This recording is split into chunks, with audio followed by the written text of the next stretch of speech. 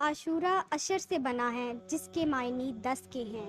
یوم عاشور کے لفظی معنی 10ویں کے دن کے ہیں۔ چونکہ یہ محرم الحرام کے مہینے کا دن ہے اس لیے اس کو محرم الحرام کی 10ویں کا دن کہتے ہیں۔ یوم عاشور ظہور اسلام سے پہلے قریش مکہ مکرمہ کے نزدیک بھی بڑا دن تھا۔ اسی دن خانہ کعبہ پر غلاف چڑھایا جاتا تھا اور قریش مکہ مکرمہ اس دن روزہ رکھتے تھے۔ رسول کریم صلی اللہ علیہ وآلہ وسلم کا دستور تھا کہ آپ صلی اللہ علیہ وآلہ وسلم مکہ مکرمہ کے لوگوں کے ان کاموں سے اتفاق فرماتے تھے جو ملت ابراہیمی کی نسبت سے اچھے کام ہوتے تھے۔ اسی بنا پر آپ صلی اللہ علیہ وآلہ وسلم حج کی تقریبات میں بھی شرکت فرماتے تھے اور اسی اصول کی بنا پر عاشورہ کا روزہ رکھتے تھے۔ لیکن قبل از ہجرت اس روزے کا کسی کو حکم نہیں دیا۔ پھر آپ صلی اللہ علیہ وآلہ وسلم ہجرت فرما کر مدینہ منورہ تشریف لائے تو حضرت عبداللہ بن عباس رضی اللہ تعالیٰ عنہ فرماتے ہیں کہ آپ صلی اللہ علیہ وآلہ وسلم نے یہود کو یوم عاشورہ کا روزہ رکھتے ہوئے پایا تو ان سے فرمایا یہ کیسا دن ہے جس میں تم روزہ رکھتے ہو؟ انہوں نے عرض کی کہ یہ وہ عظیم دن ہے جس میں اللہ تعالیٰ نے حضرت موسیٰ علیہ السلام اور ان کی قوم کو نجات عطا فرمائی تھی اور فرعون اور اس کے پیروکاروں کو غرق فرما دیا تھا۔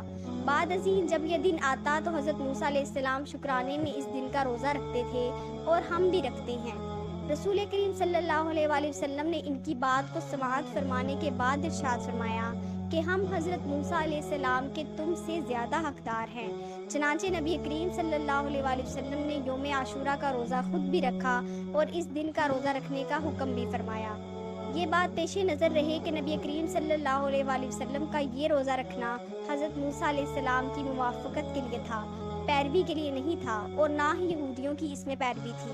حضرت عبداللہ بن عباس رضی اللہ تعالیٰ عنہ سے روایت ہے، فرماتے ہیں کہ جب رسول کریم صلی اللہ علیہ وآلہ وسلم نے عاشورہ کے دن کا روزہ رکھا اور اس کے روزے کے رکھنے کا حکم فرمایا تو صحابہ کرام نے عرض کیا یا رسول اللہ صلی اللہ علیہ وآلہ وسلم یہ وہ دن ہے جس کی تعظیم یہودی اور عیسائی کرتے ہیں۔ تو سرکار کائنات صلی اللہ علیہ وآلہ وسلم نے فرمایا اگر ہم آئندہ سال اس دنیا میں رہے تو 9ویں محرم الحرام کا روزہ بھی رکھیں گے۔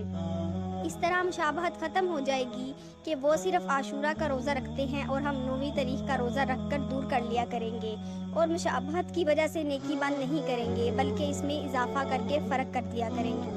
ایک روایت میں ہے کہ حضرت عبداللہ بن عباس نے فرمایا کہ 9ویں اور 10ویں کا روزہ رکھو اور یہود کی مخالفت کرو۔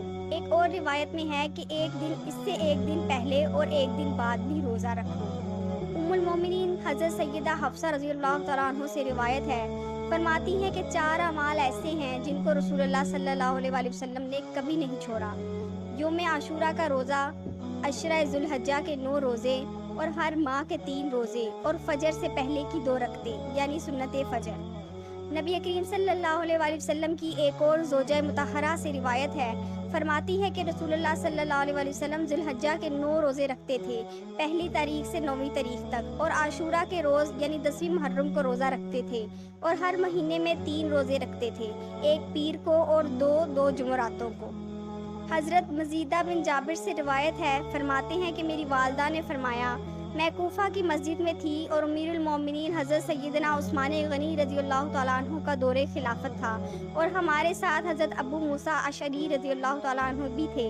انہوں نے فرمایا میں نے سنا وہ فرما رہے تھے کہ رسول کریم صلی اللہ علیہ وآلہ وسلم عاشورہ کے روزے کے بارے میں فرما رہے تھے کہ روزہ رکھو۔ ایک روایت میں ہے کہ رسول کریم صلی اللہ علیہ وآلہ وسلم سے پوچھا گیا کہ کون سا روزہ ماہ رمضان المبارک کے بعد افضل ہے؟ فرمایا اللہ تعالیٰ کے مہینے ماہ محرم الحرام کی یوم عاشورہ کا روزہ۔ فقہاء اکرام فرماتے ہیں کہ اب سنت یہی ہے کہ 9ویں اور 10ویں کے روزے رکھیں، کیونکہ نبی کریم صلی اللہ علیہ وسلم کا 9ویں تاریخ کے روزے کا ارادہ بھی تھا اور ارشاد بھی ہے۔ بعض احادیث مبارکہ میں ہے کہ آپ صلی اللہ علیہ وسلم نے اس روزے کا ایسا تاکیدی حکم فرمایا جیسا حکم فرائض اور واجبات کے لیے دیا جاتا ہے۔ چنانچہ حضرت جابر بن سمرہ رضی اللہ تعالیٰ عنہ فرماتے ہیں کہ رسول کریم صلی اللہ علیہ وسلم یوم عاشورہ کا روزہ رکھنے کا حکم فرماتے تھے اور ہم کو اس پر رغبت دیتے اور عاشورہ کے دن ہماری تحقیقات فرماتے تھے۔ پھر جب رمضان المبارک کے روزے فرض ہوئے تو نہ ہمیں روزہ رکھنے کا حکم فرمایا اور نہ ہی منع فرمایا اور نہ تحقیقات فرمائی۔ اب ہم محرم الحرام کی چند خصوصیات بیان کریں گے۔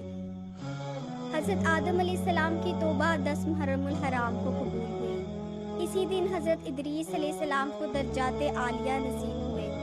حضرت نوح علیہ السلام کی کشتی جودی پہاڑ پر اسی دن اتری۔ 10 محرم الحرام کو ہی حضرت ابراہیم علیہ السلام کو خلیل کا منصب عطا ہوا۔ اسی دن حضرت یوسف علیہ السلام کو جیل سے رہائی نصیب ہوئی۔ حضرت یعقوب علیہ السلام کی بینائی بھی 10 محرم الحرام کو لوٹائی گئی۔ حضرت یونس علیہ السلام کو مچھلی کے پیٹ سے نجات بھی اسی دن ملی۔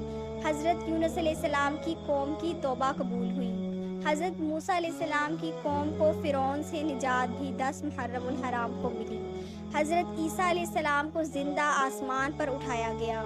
حضرت حسین رضی اللہ تعالیٰ عنہ کی شہادت بھی 10 محرم الحرام کو ہوئی۔ زمانہ جاہلیت میں اہل مکہ خانہ کعبہ پر غلاف چڑھایا کرتے تھے 10 محرم الحرام کو، اور اسی دن کو قیامت قائم ہوگی۔